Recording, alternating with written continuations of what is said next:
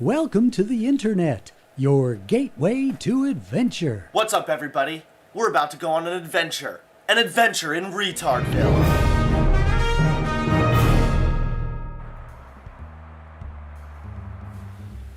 What do you know? The snowflakes are back. I hate it when people leave crap in the toilet. How's it going, crack whores? I'm your host, Hunter Avalone, and welcome back to Adventures in Retardville, the show where I talk about some of the dumbest things that happened over this past month of December. But like socialist countries, we're only going to be getting a small portion. I hope everyone had a happy new year and a very Merry Christmas. I, for one, decided to celebrate Christmas a little bit differently this year. You know, for me personally, Christmas is, it's a bit racist, honestly. It's all about a white man and white Christmas and things like that. It's also a bit patriarchal. I mean, it's literally about a white straight man flying around providing for people. I mean, what is this? Traditional 1940s? I mean, where the hell is the progress, guys? Why can't Santa Claus just be a woman? I mean, granted, she might not fly the sleigh very well, and Rudolph having a red nose might have an entirely different connotation, but you know what? Who cares? It's time we all celebrate Christmas feminist style. On the 12th feminist, miss my true love gave to me fair rights and wages, reproductive freedom, no victim blaming, no body shaming, no bullshit diets, gender bias broken, shame-free breastfeeding, equality, proud working moms, male allies, no tampon tax, and a grope-free Christmas party. Time to wreck some ho-ho-hos. You already have equal rights and equal pay. Abortion is legal. The majority of our society doesn't victim blame. If you're fat, it's better that you are shamed. Diets are important, or else you'll look like a feminist. Both males and females have some advantages over each other in certain situations. Welcome to life. I hate to agree with even 1% of this tumor, but you know what? I've got to be honest, I agree with this one point. Who cares if women breastfeed? Good news, you already have it. In fact, you arguably have even more of it than men. What about proud stay-at-home moms? Sorry, not all men can be neutered soy boys. Everybody has to pay taxes. It's not discrimination, just like paying sales tax on condoms or a toothbrush is not discrimination.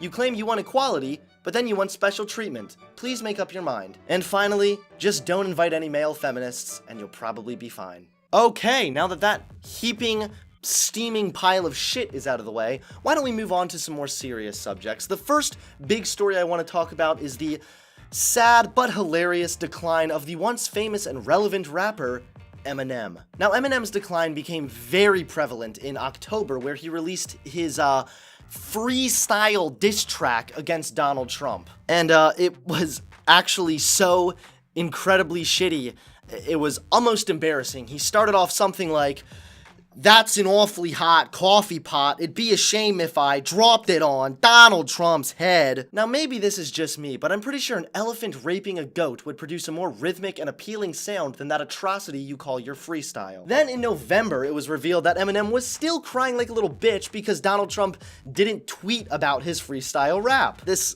literally reminds me of, like, that annoying ex-girlfriend who just, like, subtweets about you. She's like, "Some people still know what respect is in this world." And then it's like, you're busy, like, I don't know, banging other hoes or something, so you ignore her. And then she just starts, like, bitching and complaining and whining about it. That's basically this exact same situation with Eminem. But finally, it was in the month of December when Eminem hit rock bottom. In his new album, Eminem released a song called Untouchable, where he basically exhibits every single textbook liberal cliche imaginable. Besides the fact that the whole song supports this black victim narrative, besides the fact that there's lyrics where Eminem practically educates us and then says, "F your Republican views," Eminem says that he is ashamed to be white. Nothing is fun anymore. I tried to laugh once, but I was told that was racist. I tried to listen to Eminem, but he was too caught up in educating me. I have AIDS. Someone just kill me. Well, it looks like even Eminem decided to get on his knees and swallow a massive, massive load of white guilt. But hey, Eminem, I've got fantastic news for your small little brain. You know, it's not actually your fault that race relations aren't that great in this country, and it's certainly not every other white person's fault. In fact, it's almost more a black man's fault.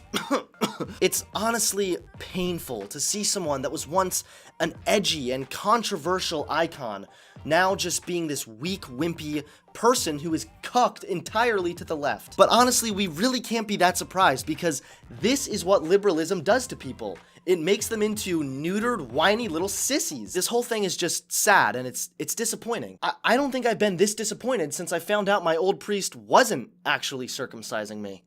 Oh well, whatever. I guess when Eminem said, "They can trigger me, but they'll never figure me out," he was wrong, because we managed to trigger him and figure out that it's time for him to retire.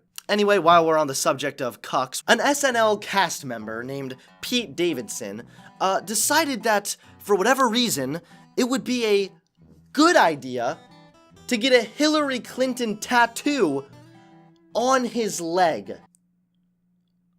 Why? Who honestly sits down while sober and thinks to themselves, you know that person that lost 2 elections? You know that person who tries just so hard to cater to millennials but instead sounds like a middle-aged soccer mom who doesn't get memes? You know that person who claims to be for women's rights but belittles women who were abused by her husband?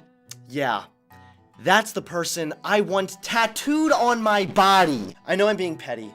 Let's cut this guy some slack. I mean, this is probably the closest he'll ever be to having a woman near his crotch. Wanted to get at Hillary Clinton a Christmas gift, so I got a tattoo of my hero, Davidson wrote in the caption. Thanks for being such a badass and one of the strongest people in the universe. That's what I call the strongest person in the universe. It's become painfully obvious now that Hollywood is literally just full of out-of-touch losers who are famous for some reason. In all seriousness, obviously it's his body. He can get a tattoo of whatever he wants. I just think that if he's ever lucky enough to sleep with a woman, the moment she sees that tattoo, she's going Sahara Desert on his ass. Anyway, why don't we take a little break from the stories and fly over to the series within the series, Tweeting Like a Tard. Alright everyone, we are about to journey into Twitter. And believe me when I say this, I don't think I've ever seen this many retards in one place since the Special Olympics. If he can't understand that men are trash is an anti-patriarchal movement that has to do with oppressive systems rather than each man personally, he's not the one for you. First of all, I know this is very petty, but just look at this guy's profile picture. Just look at that dude. You can just tell he is ready to educate the fuck out of us. But seriously, if you want to make some anti-patriarchal movement, which I thought that's what you guys thought feminism was, but if you want to battle sexism, it's probably not the best idea to try and fight sexism with more sexism. Secondly, there are no systems in place that are keeping women down. Women currently receive the majority of college degrees, young women are dominating the job market, and young women are even out-earning men. Man, that just sounds like an awful system that's really working against women. So I'd say if he can't understand basic logic or do a simple Google search, he's not the one for you. Men are trash, I say into the mic. The crowd cheers. No one disagrees. I'm right. What? Was this supposed to be funny? Is this like one of those funny liberal jokes that I'm just not getting? Because I'm pretty sure starving children are funnier than that. There's not really much of an argument I can make here. I mean, obviously men are not trash, and without them, you wouldn't even exist. And if the same thing were to be said about women, I'm pretty sure feminists would already be outside protesting. And finally, if you really think men are such trash, why do you look like you're about to blow one? New Year's resolutions. Cultivate female friendships. Band together to kill all men. Let's see, we got an ugly haircut. We got bright red lipstick. A face which resembles someone who smoked meth in their early years. A verification check. And a Huffington Post editor. Ladies and gentlemen, I present to you the walking, breathing, cliche feminist. If I were you, my resolutions would be, let's see, get a husband, get rid of all my cats, stop doing meth, lose some weight, and maybe stop being such an unlikable bitch. But that's just me. I absolutely hate this current feminist mindset that's so much like a cult. It's honestly kind of creepy, the whole band together as females, we're all sisters. Maybe I'm just a sexist, but I actually see women as individuals, and I think it's weird to think that all women are these hive-minded kind of people. And secondly, to suggest you want to kill all men, not only do you sound like a psychopath who should probably be in a padded room right now, you ruin your feminist narrative that feminism is also for men. You either want to further your agenda or you want to run your herpes-infested mouth and expose how vile you are. It's really your choice. And finally, we close with a new, juicy, racist article from our favorite Feces Fest. Oh, my bad.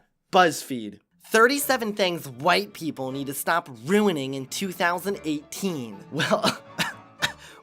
Well, this is just set up to be a fantastic article already. Written by Patrice Peck, your most typical-looking Black Lives Matter bitch. Anyway, let's go ahead and look at a few things that us white people have apparently just destroyed in 2018. Because apparently, when we're not freeing the slaves or giving women the right to vote, we're really screwing up. K-pop. And it shows some K-pop group that's forming that's consists of all white guys, no Korean people. Okay, so I don't want to trigger any gay people, but let me get this straight. When white people make their own version of something, that's bad, that's racist, and that's white people ruining everything. But when movies change main characters to be female, that's completely fine, that's completely cool, and that's feminism. Make your damn mind up. Makeup. BuzzFeed, you show some random post which has 46 likes. Are you seriously this desperate to find racism? The United States.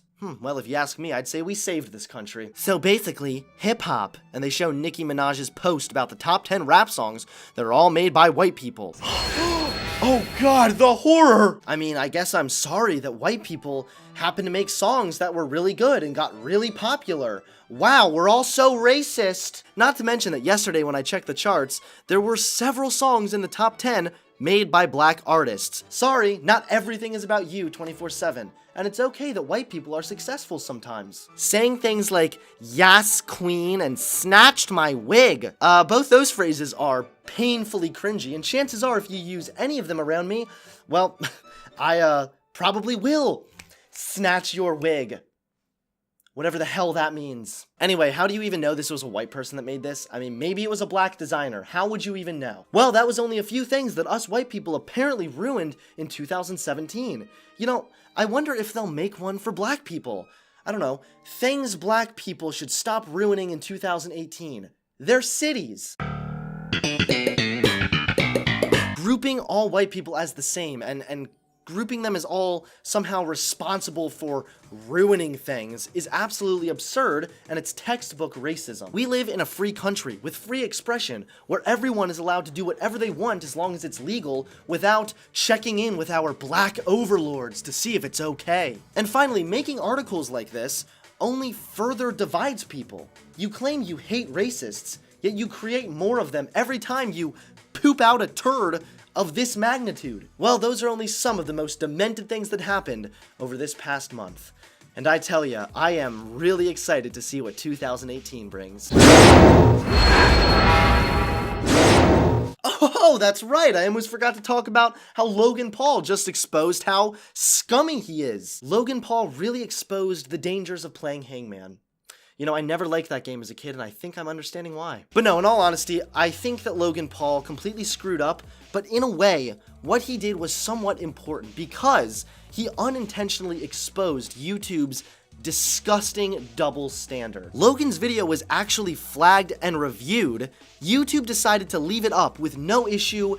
They didn't age restrict it, nothing. But then when people made response videos to Logan Paul's video, they got age restricted or even had their videos removed. YouTube will bend over and take it right up the ass if that's what it takes for them to make a quick buck. And it's blatant, it's obvious, it's disgusting. YouTube is run by corporate hacks. Don't trust them. But anyway, that's my 2 cents on that situation. Thank you everyone for watching. I hope you enjoyed the video. Please give it a like, comment below, and subscribe to my channel. I'll see you guys all later. Unlike Muslims, peace.